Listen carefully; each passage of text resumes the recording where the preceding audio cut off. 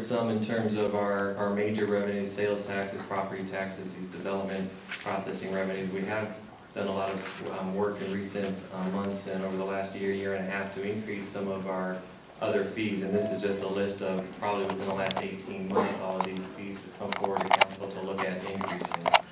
They include a very comprehensive overview of all of our planning and building processing permits. The study that was done by DMG Maximus looked at those fees.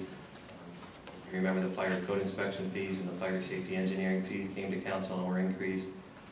The recreation department looked at their fee schedules and the amount we charge for different facility rentals, etc., and their aquatics fees. The police department has come forward and updated their alarm permit and penalty fees. We started providing a new service for passport services and photographs and established a fee for those services.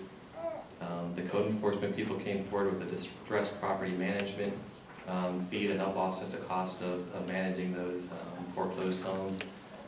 There was a doubling of the AB 939 fees, and then the Nature Center, following their significant capital improvements, came forward and adjusted their admission fees. So we have been doing a lot to try to adjust these fees and keep our revenues up, but quite frankly, some of these fees and the revenues they generate are pretty minimal compared to the sales taxes and property tax revenues. The next slide shows some potential other revenues that could be looked at, including increases to our sales tax, increases to our transient occupancy taxes.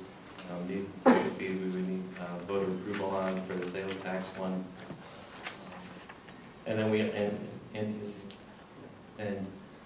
also are looking at a number of miscellaneous program fees. Our Chula Vista Employees Association has suggested a number of fees that they feel should be looked at, and we agree with them. These are just some of them, things like impound fees and licensing fees for taxi cabs and police reports and our picnic shelter rentals.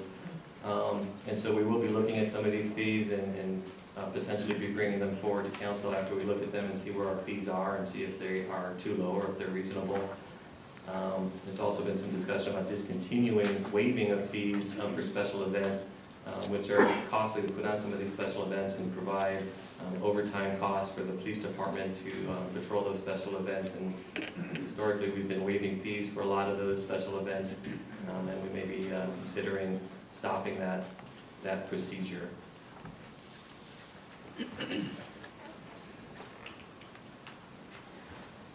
Thank you.